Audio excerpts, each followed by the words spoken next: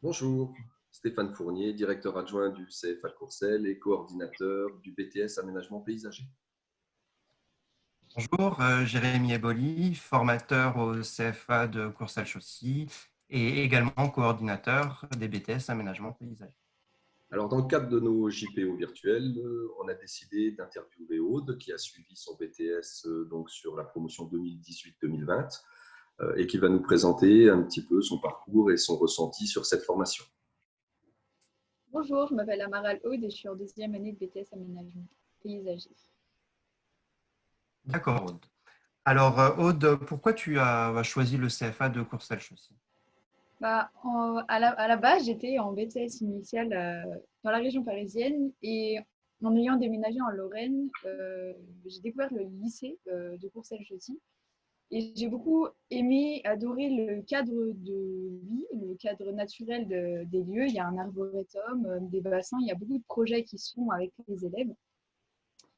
Et aussi, les réussites aux examens, ils étaient quand même très intéressantes. Du coup, il y a une bonne pédagogie.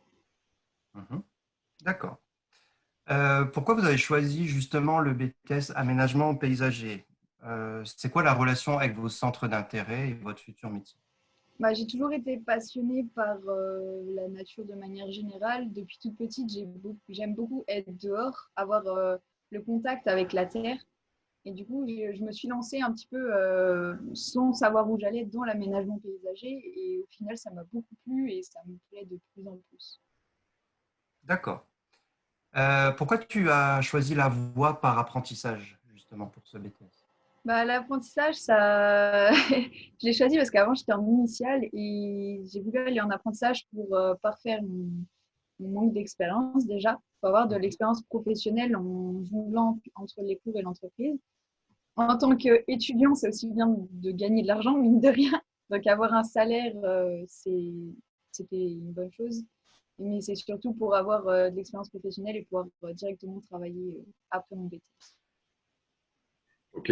Alors, on n'a pas parlé de ton projet professionnel. Donc, à l'issue de ton BTS Aménagement Paysager, qu'est-ce que tu souhaites faire?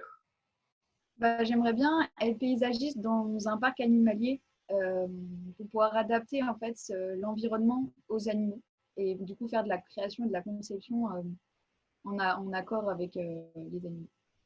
Alors, d'accord. Alors, quelle est la relation que tu peux faire avec ce BTS Aménagement Paysager? Qu'est-ce qui va te permettre de développer comme savoir-faire pour mener à bien ton projet professionnel? Je vais pouvoir apprendre quels végétaux mettre dans quel climat, quel type de sol, tous les facteurs en fait climatiques. Donc ça va m'apprendre sur ça, mais également du coup de la conception, apprendre comment concevoir des massifs, concevoir des jardins et puis voilà, faire de la création. D'accord. D'accord. Donc là, tu dis bien que finalement, ce BTS, c'est aussi bien de la conception que de la réalisation. C'est ça. Tu peux un petit peu développer ça, la conception et la réalisation? Déjà, La cette conception. année, ouais, pour de la conception, justement, cette année, on a fait par exemple du Nil, donc on travaille sur du Nova, sur du projet Nova, donc c'est un logiciel qu'on peut faire en 3D, donc où on peut faire de la conception de massifs. Et on a aussi notre prof de reco qui nous aide beaucoup au niveau justement de comment concevoir des massifs, avec quelle couleur, quelle texture, structure, etc. D'accord. Euh, Finalement, tu as choisi ce métier par passion, par vocation, par opportunité. C'est quoi le schéma là, finalement? C'est plus par passion.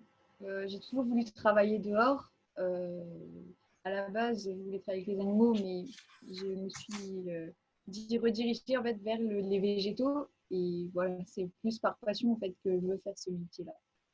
D'accord. Et donc, c'est vrai qu'on parlait encore une fois de conception, de réalisation, peut-être on peut évoquer aussi le chiffrage, mais quelle qualité il faut pour exercer finalement le métier de paysagiste? Il faut déjà travailler en équipe, savoir travailler en équipe, parce qu'on compte toujours sur ses collègues. Il faut être autonome. Il faut aussi avoir quand même un physique qui soit adapté au travail extérieur et aussi connaître les techniques de conception, de taille, etc. des techniques de ce métier-là. D'accord. J'imagine qu'il faut un esprit créatif aussi, certainement. Pour la conception, oui, pour pouvoir adapter en fonction des envies des clients et imaginer ce qui pourrait leur plaire aussi. Mhm. Tu parlais de conditions physiques, tu parlais de métiers durs. Voilà, est-ce que ce métier est réservé aux hommes ou alors les filles ont largement leur place dans ce secteur d'activité? Moi, je dirais que ce secteur d'activité est fait pour tout le monde, même si pour une fille, c'est difficile physiquement.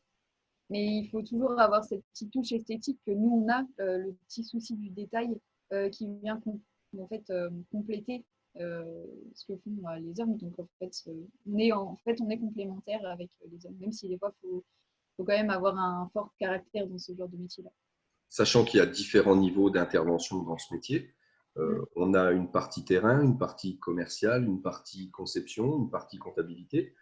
Finalement, on peut exercer à tous les niveaux et trouver le poste qui convient, même quand on a des fois un physique peut-être moins adapté au terrain.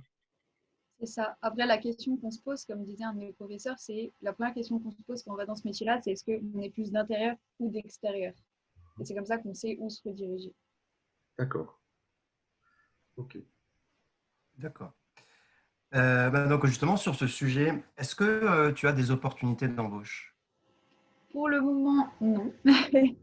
Parce que moi, je suis en mairie, donc je ne peux pas être embauchée tout de suite après, parce que pour l'instant, ils ne recherchent pas. Mais dans ce genre de métier-là, il y a quand même beaucoup de débouchés. Mais il faudra juste que je mette du temps avant de trouver ce qui me plairait, moi, de faire.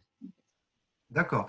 Du coup, ce que tu dis, c'est que finalement, il y a des débouchés dans ce métier, mais après, par rapport à ton projet professionnel, il te faudra un peu de recul pour trouver la bonne voie, c'est ça? C'est ça, ça dépend aussi de ce qu'on veut faire dans l'entreprise. Par exemple, si faire de l'entretien, faire de la taille, faire de la tonce, ça nous plaît plus que faire de la création, de la conception, on va plus se rediriger vers ça ou inversement.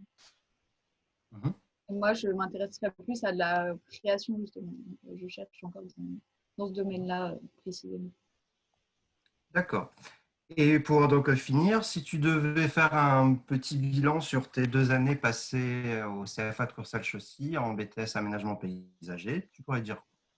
Bah, j'ai passé de très bonnes années dans le CFA de Courcelles-Chaussy. On a de très bons professeurs qui nous encadrent quand même beaucoup, qui nous soutiennent, qui sont là en cas de besoin. On fait du soutien, on fait des visios comme là en confinement. Donc, même pendant le confinement, les professeurs ont été quand même assez présents pour nous, pour finir notre rapport, etc. Au niveau de l'entreprise, j'ai une très bonne entreprise, ça s'est très bien passé, ils m'ont beaucoup appris. Et voilà, j'ai beaucoup appris durant ces 2 ans-là. Et j'ai beaucoup acquis de l'expérience professionnelle et de l'expérience aussi personnelle. Du coup. D'accord. Ok. Siod? Eh ben, merci Aude. Merci beaucoup.